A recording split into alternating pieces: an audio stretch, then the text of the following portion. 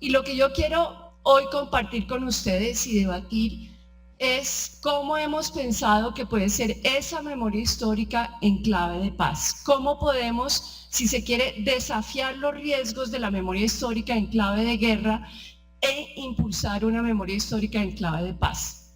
Los dos riesgos que hemos identificado en el equipo y que no expongo acá en el PowerPoint porque son como el antecedente de lo que les voy a presentar, es la memoria histórica vengativa y la memoria histórica falsificadora.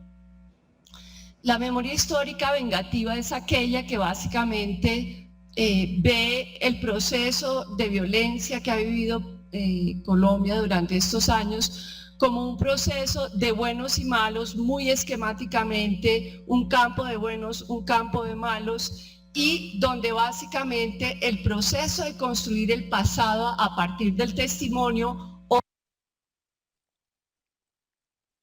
refuerza estereotipos y refuerza ese sentimiento de los malos son los otros, son mis adversarios y por lo tanto yo no tengo que rendir ninguna cuenta al país por lo que he hecho. Esa es una memoria muy vengativa porque no permite vernos con matices, no permite que los distintos actores reflexionen sobre su quehacer, su práctica y que puedan desde esa reflexión contribuir al país. Esa es la vengativa, la que refuerza, si se quiere, estereotipos de buenos y malos, pero la falsificadora también es un riesgo. La falsificadora parte de asumir que en Colombia no pasó nada. Aquí, digamos, nuestra guerra no ha sido tan grave, ni deshumanizante, ni violenta como otras guerras. Finalmente pasemos la página, no hagamos una reflexión sobre lo que vivió el país, simplemente olvidemos. Un poco yo sentí la carta al expresidente Gaviria en ese sentido y realmente me preocupó, ¿no? Como todos somos culpables, nadie es culpable, como todos somos culpables, pero no pasó nada demasiado grave, entonces no reflexionemos al respecto, no pensemos cuáles son las responsabilidades individuales y colectivas que tenemos frente a la guerra. Ese riesgo de la falsificación, de la no reflexión, me parece que también tenemos que pensarlo porque muchas personas en el país dicen que no tenemos que hablar de memoria histórica porque la memoria histórica va a revivir los agravios, las rabias, el odio entre sectores sociales y políticos. Yo justamente pienso que sí se puede reflexionar sobre el pasado compartido, pero desde una serie de advertencias, si se quiere, de matices y sutilezas para generar paz a partir de esa reflexión. Perdón, voy por ahí.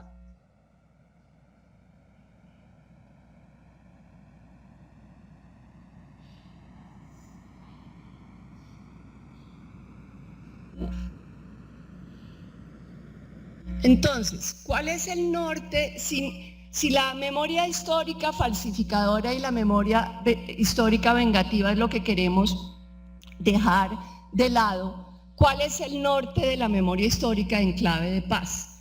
Lo primero que quisiera decir es que recogiendo el discurso, el lenguaje de un chamán del Putumayo, quiero decir que nuestro norte es un buen vivir juntos. La expresión del buen vivir juntos viene de los pueblos ancestrales, no viene tanto de la academia, pero me parece que arropa y recoge y cristaliza el sueño que tenemos aquellos que estamos impulsando la pedagogía desde la memoria histórica.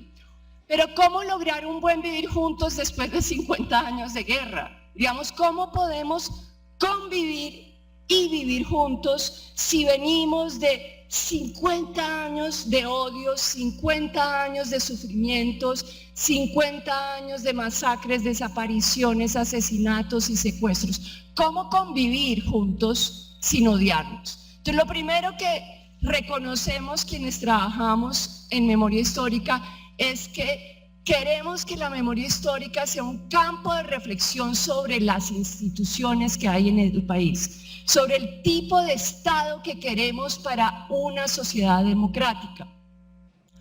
No hay, y acá retomo si se quiere, un supuesto de la ciencia política, no hay buen vivir juntos, no hay democracia posible sin una institucionalidad garante, sin una institucionalidad que realmente ofrezca el campo para la ciudadanía, para que se pueda expresar, para que pueda reclamar, para que pueda elegir a sus gobernantes. Entonces, lo primero es, necesitamos impulsar instituciones convencidas de que su vocación es democrática, y la democracia en parte tiene que ver con la Constitución del 91, pero esa vocación democrática también tiene que ver con unas instituciones convencidas de que le tienen que rendir homenaje al pluralismo, le tienen que reconocer al pluralismo la pepa dura de la democracia, y por lo tanto las instituciones, para ser democráticas y pluralistas, tienen que ser profesionales y no actuar a nombre de unos en contra de otros. Voy a dar un ejemplo. La seguridad. La seguridad es un bien público. La seguridad es, si se quiere, primero y ante todo un derecho. Tenemos el derecho a la vida y para eso necesitamos unas garantías de seguridad, de vida. Pero ese derecho a la vida tiene que ser para todos y todas las ciudadanas de Colombia. No podemos tener instituciones que prefieren proteger a unos y dejar a la deriva a otros ciudadanos. No podemos tener instituciones que piensan que la seguridad, yo qué sé, de la infraestructura es más importante que la seguridad de la comunidad. Tenemos que tener realmente instituciones comprometidas con el bien común expresado en una serie de criterios que orientan las instituciones para que respondan a todos y todas las colombianas. Lo segundo es que además de instituciones comprometidas con la democracia, necesitamos obviamente una sociedad, una ciudadanía activa, crítica, que no solo piense que la democracia es ir el día de elecciones y poner nuestro voto, y además a veces un voto muy clientelizado, y con eso ya cumplimos como ciudadanos. La democracia se funda no solo en una institucionalidad garantista, sino en una ciudadanía comprometida con el debate público, comprometida con vocear sus reclamos, comprometida con, si se quiere, reflexionar sobre el bien de todos. No podemos tener una ciudadanía meramente individualista, liberal, es decir, que piensa en sus intereses y abandona la reflexión por ¿y cómo mis intereses se vinculan con el interés de otros? Así que necesitamos una ciudadanía activa y obviamente lo que queremos es promover una acción contestataria, pero esa acción contestataria, esos reclamos, esa protesta, tiene que ser una protesta ante todo imaginativa y comprometida en parte en este momento con la no violencia. Si vamos a, si se quiere, romper los ciclos de violencia, entonces no solo necesitamos institucionalidades comprometidas con la democracia, sino también en este momento una ciudadanía comprometida con vocear sus reclamos de manera impactante en la opinión pública, pero si se quiere que opta por mecanismos de no violencia. Sigamos. ¿Aló? ¿Desde dónde entonces pensar en esa ciudadanía y esa institucionalidad para la democracia y para la ciudadanía activa? No sé si ustedes han leído sobre la ética del cuidado. ¿Alguno ha leído? ¿Algún estudiante? ¿No? ¿No? ¿Sí? ¿No? ¿Ninguno? Bueno, digamos que la ética del cuidado es básicamente una ética que reconoce que las sociedades democráticas se distinguen de otro tipo de sociedades porque el vínculo con el otro es fundamental. porque tenemos que cuidarnos en nuestros proyectos de vida, pero también cuidar del otro. El cuidado es lo opuesto al desinterés por el otro. El cuidado del otro es lo opuesto a pensar, no, es que mi proyecto de vida no necesita de mi vecino y yo puedo andar sola como el llanero solitario en la vida, y por lo tanto abandono toda pregunta por lo que siente, piensa y reclama el otro. La ciudadanía necesita un vínculo muy fuerte social a partir de esa ética del cuidado. La disposición de la democracia por pensar el bien común y lo justo no nace de ciudadanos que están de espaldas, sino de ciudadanos comprometidos que se ven como parte de una comunidad. Entonces, lo primero es, no es cualquier ciudadanía la que estamos promoviendo desde Memoria Histórica, es una ciudadanía comprometida con el vecino y la vecina, es una ciudadanía que sale de su pequeño parche, ¿no?, donde vivimos, y mira qué ocurre en otros rincones del país.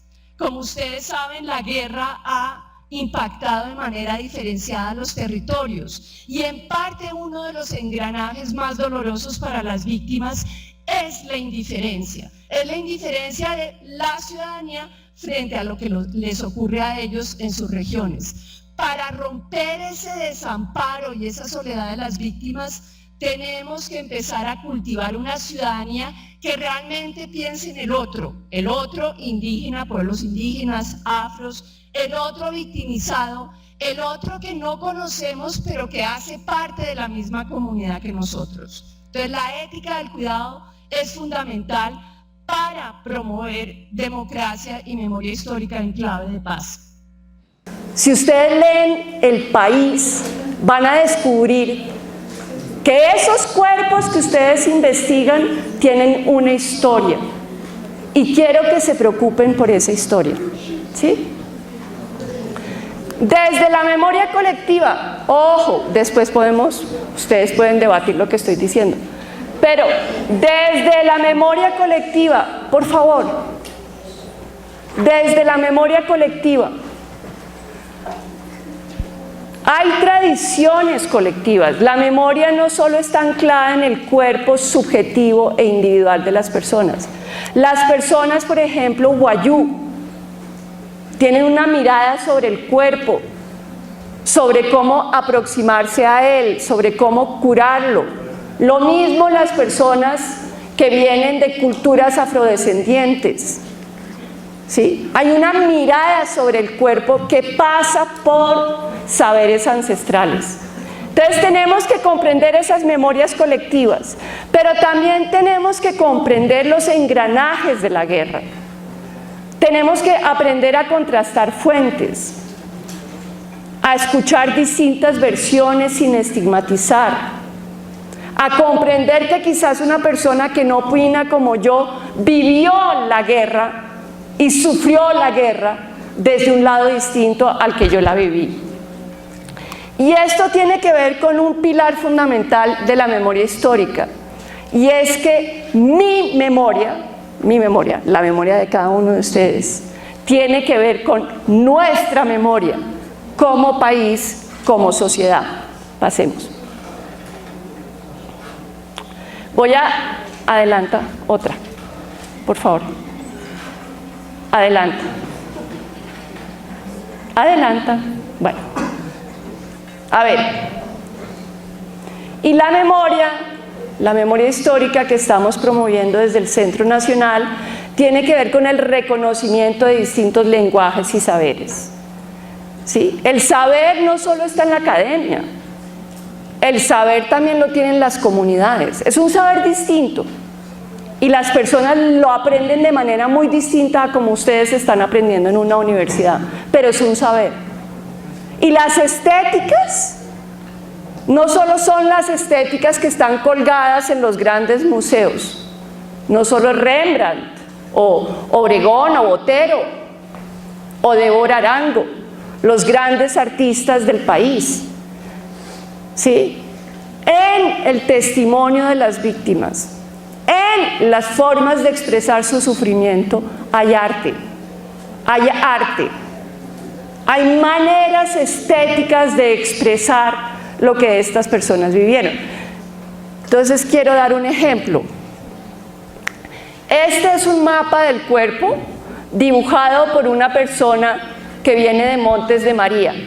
¿Ustedes saben dónde queda Montes de María? ¿No? ¿Alguno? Bolívar, Sucre, ¿sí?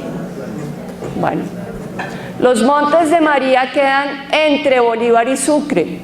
¿Saben cuántas masacres ocurrieron en los Montes de María? ¿Sí? ¿No? ¿Alguno? ¿Les parece importante saberlo? Bueno. Fueron 64 masacres. ¿Sí? Fueron más de 360 personas que murieron en masacres. ¿Y sabían ustedes que esas masacres a veces las cometieron públicamente? Que reunieron al pueblo para que observara cómo asesinaban y torturaban. Entonces es importante que ustedes estén al tanto de eso, porque eso se produjo en su país. Y no podemos seguir conviviendo con el horror como si no fuera grave. Eso no es conmigo. Entonces, esta mujer, fíjense ustedes, contó su historia a través del mapa. Esta mujer dijo: me desangré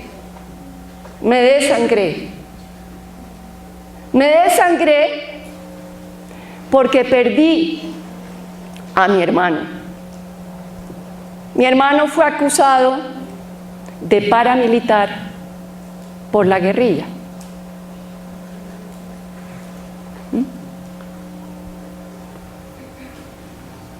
Perdón, al revés, de guerrillero por los paramilitares, y lo asesinaron. Y luego las FARC, en Carmen de Bolívar, puso un petardo. Y su sobrina, que salía de su institución escolar, chiquita, pasó por ahí y murió. Fíjense ustedes, una persona, dos victimizaciones. Muchas familias han vivido eso. Dos victimizaciones de dos actores distintos. Entonces, yo me desangré. ¿Qué ocurre cuando una persona dice yo me desangré? ¿Qué creen que le pasa a esa persona? Ah, chanfle. No. ¿Qué creen que le pasa a una persona que se desangre? ¿Qué está significando esa persona? Que ya no quiere vivir, que ya no tiene energía para despertarse, levantarse y tener un proyecto de vida, que ya no le ve significado a la vida. Y sin embargo, esa persona que vivió este sufrimiento dijo: en nombre de mi hermano, en nombre de mi sobrina, me levanto e impulso una acción colectiva que no apele a las armas para confrontar a los armados, sino que desde la cultura, la comunicación, le vaya quitando a la guerra pedazos del territorio. Y fundó el colectivo de comunicaciones Montes de María. Ese colectivo de comunicaciones Montes de María trabaja con jóvenes de la región recuperando historias. Pero ese colectivo también se ingenió algo que llamó esta persona la cinta de sueños. Ustedes recordarán que los actores armados impusieron toques de queda. ¿Recuerdan? ¿Qué es un toque de queda? Que no puede salir a ciertas horas. Entonces, el actor armado decretaba, después de las 6 de la tarde, nadie en la calle. ¿Cómo hacerle contrapeso a ese toque de queda sin las armas? Pues ella dijo, voy a hacer foros de cine familiares, voy a estar en la plaza del pueblo y le voy a decir a los armados, acá estoy, acá está la comunidad observando una película, su toque de queda no funciona, yo soy ciudadana de este país y tengo derechos. Y convocó a la comunidad y la comunidad se reunió alrededor de estos cineforos y empezó a recuperar la noche, empezó a recuperar la plaza del pueblo a las 6 de la tarde. Fíjense ustedes lo ingenioso. Pero lo que yo quería decir es que en el Museo Nacional de la Memoria, ese museo donde los colombianos y las colombianas nos tenemos que ver reflejados en el espejo roto de la guerra, yo quiero que se le rinda homenaje a este mapa del cuerpo como una obra de arte que encarna la guerra y la resistencia de las víctimas frente al conflicto armado. Pasemos. ¡Ay! Devuélvete. Otro mapa del cuerpo. El arte lo que hace es resumir, condensar, sintetizar emociones en un objeto, en una pintura, en una canción, pero resumen, ¿sí? Es como una síntesis de emociones para que otros que no han vivido esa experiencia puedan comprenderla. Es un puente de comprensión hacia los demás. Este mapa del cuerpo fue hecho por una mujer del Magdalena que sufrió distintas victimizaciones de violencia sexual y en particular de violación. Los vecinos cuando era joven, luego el grupo armado paramilitar cuando decretó que las promotoras de salud eran objetivo militar, luego el comandante de la guerrilla cuando ella se opuso al reclutamiento.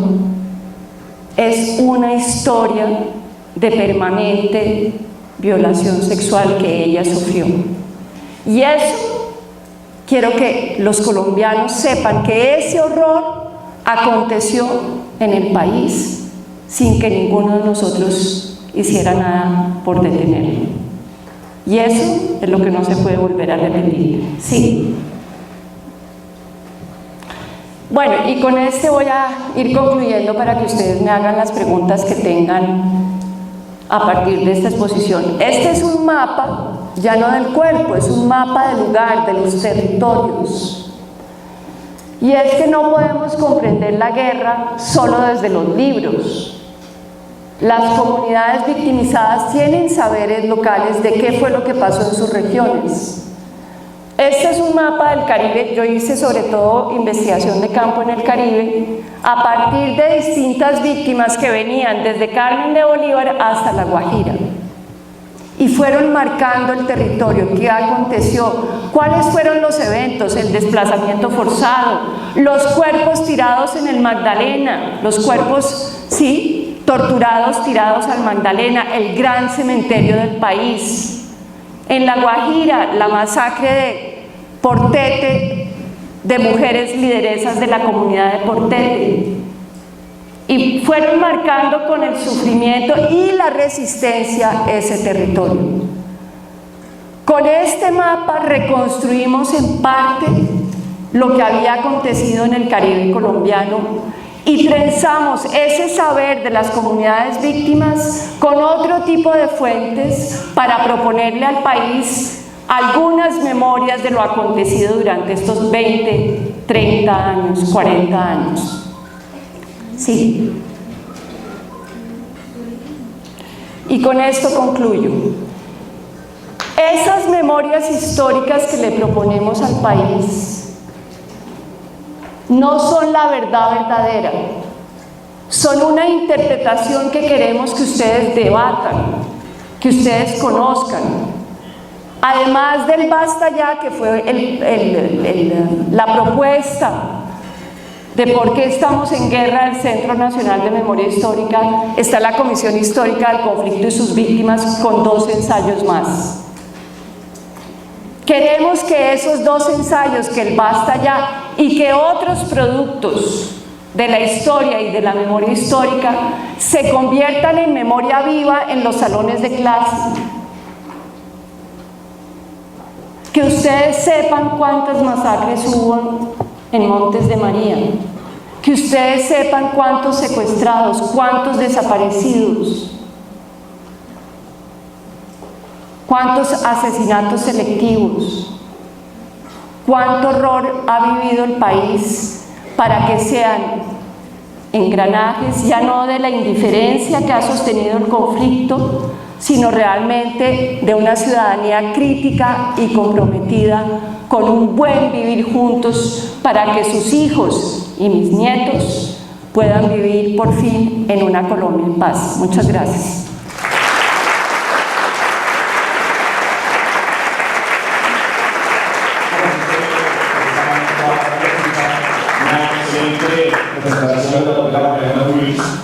Hemos comentado de la Luis que en la formación de la cátedra de hoy en 15 días hemos previsto ver un documental que se llama Nuevo Tiempo.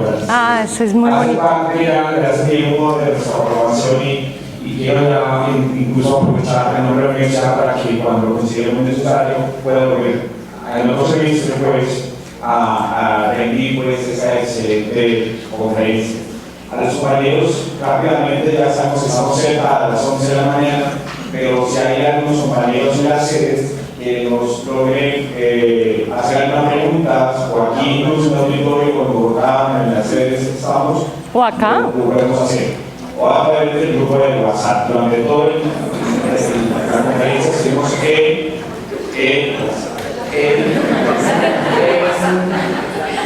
en algunas fotografías, lo que hemos recibido también es una gran cantidad de imágenes de las sedes.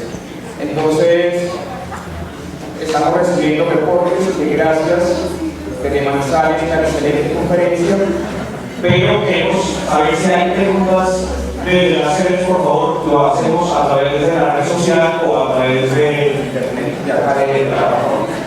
No sé si hay preguntas, por favor, profesores de las sedes, rápidamente. acá hay creo que algunas. Oscar tiene preguntas y por allá atrás.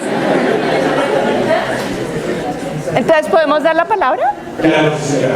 Oscar, dale, pero rápido para poder oír varias. Recuperar una generación que se perdió a causa de la violencia. ¿Podemos darle para que oigan en otras sedes? Oscar, ¿alguna pregunta? ¿Cómo recuperar una generación que se perdió a causa de la violencia? ¿Cómo recuperar una generación que se perdió a causa de la violencia? ¿Y cómo recuperar la vida de un joven que perdió la esperanza? ¿Y cómo recuperar la vida de un joven que perdió la esperanza? Solamente se puede hacer en futuras generaciones. Solamente se puede hacer en futuras generaciones. Ok, esa es una pregunta. Hagamos como una ronda. Tú, no sé tu nombre. Doctora, buenos días. Mi nombre es Jennifer. Mi pregunta va hacia el concepto de paz.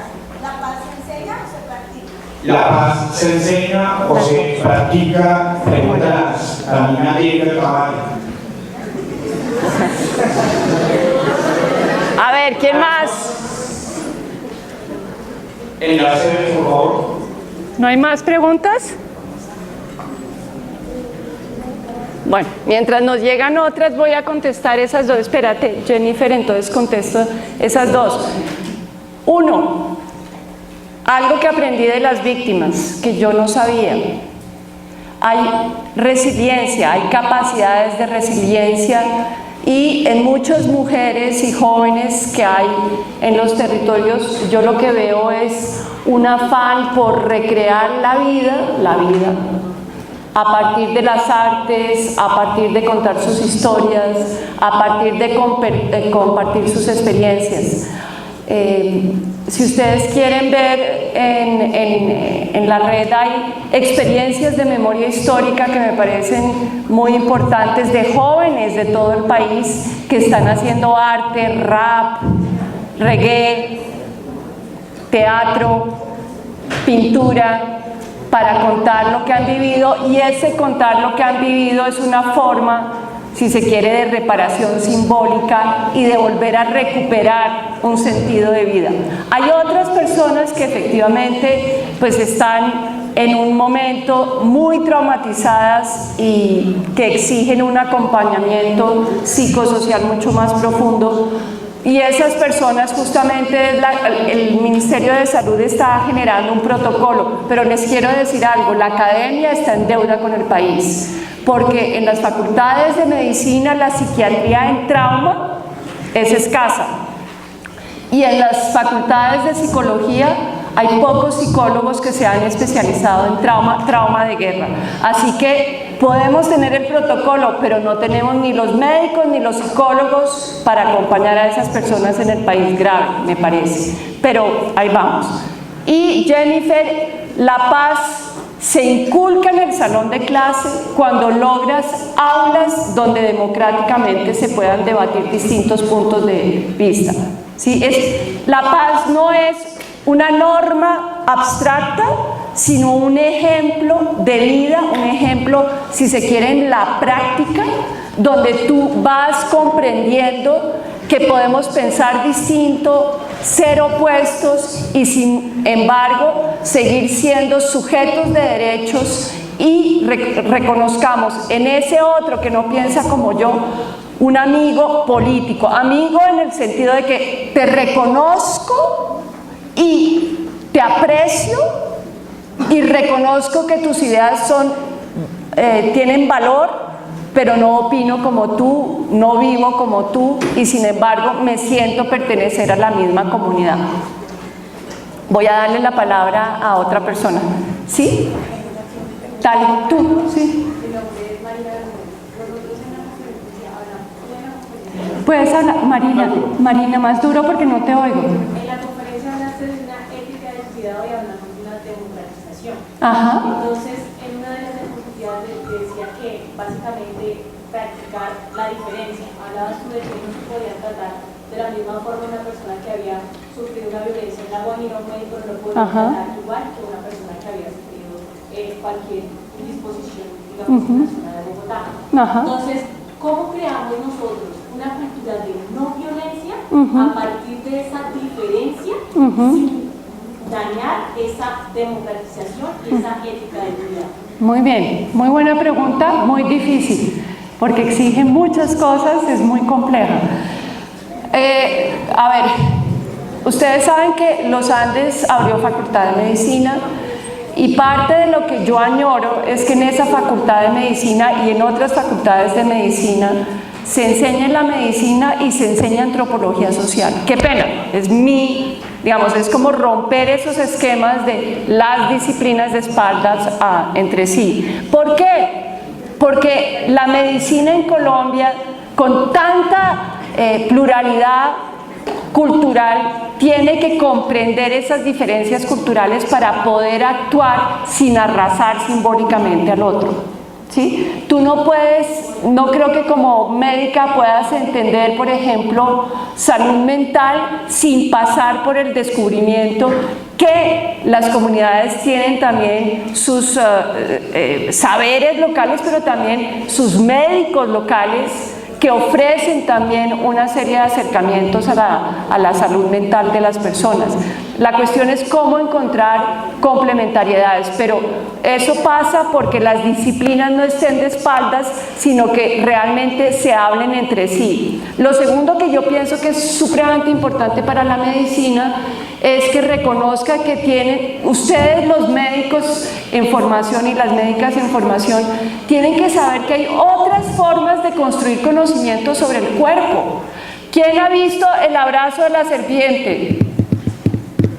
¿No? ¿No lo han visto? ¿Sí? ¿Una persona? Bueno, si hay cineforo, ojo, el abrazo de la serpiente es un mensaje de pluralidad y de cómo reconocer el conocimiento que tienen otros sin arrasarlo simbólicamente. Entonces yo quisiera invitar aquí a los organizadores porque pasen el abrazo a la serpiente, porque realmente no somos respetuosos de la diferencia, sino reconocemos que los otros también producen conocimiento.